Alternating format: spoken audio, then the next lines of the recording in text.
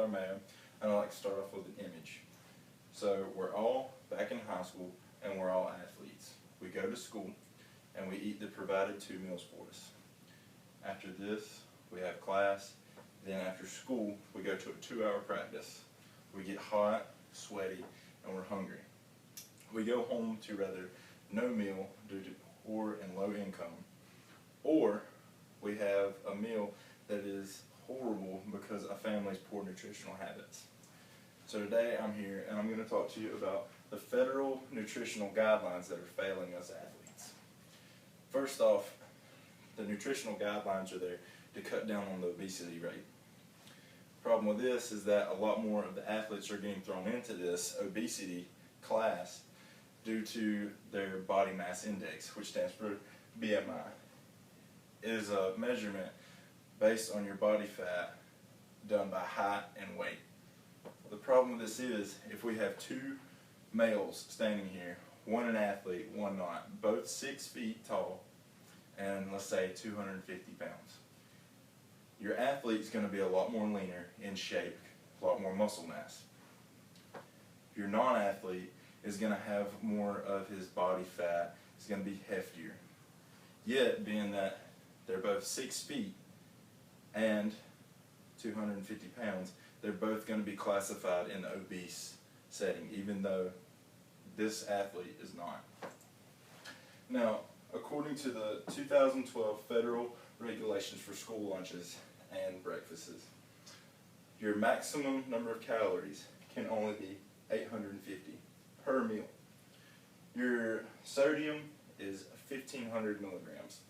Now, by 2022, it'll decrease to 742 or less, and only 10% of your calories are allowed from fat.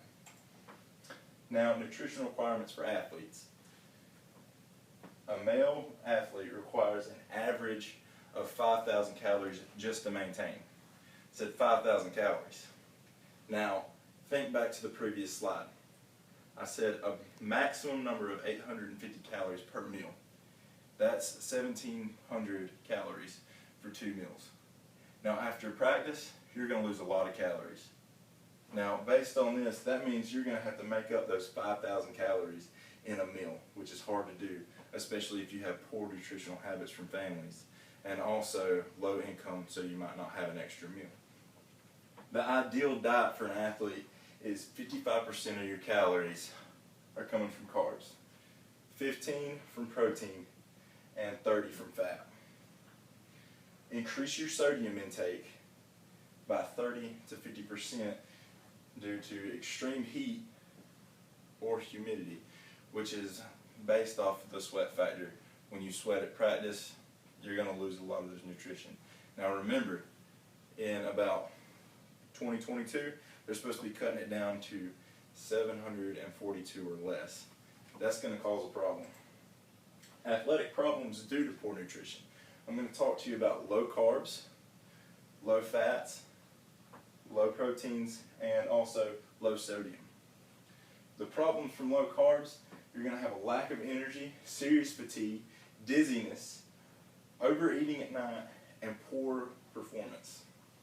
A lack of fats, you're going to have a low energy, lack of endurance, lack of extra energy needed, loss of concentration, slower learning, metabolic syndromes such as type 2 diabetes and heart problems.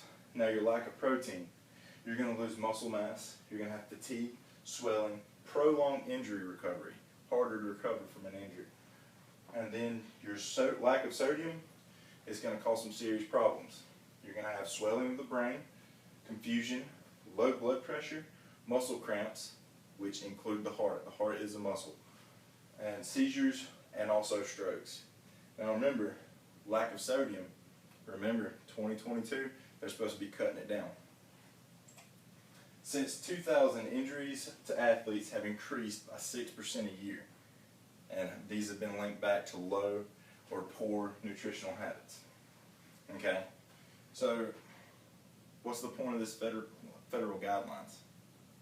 So, I suggest rather we cut out these federal guidelines to save our athletes, to save us, or give these athletes an extra meal during the day and more meal or more food during these meals, or allow them to take snacks in the classroom to get the calories, proteins, and sodiums that they need. Thank you.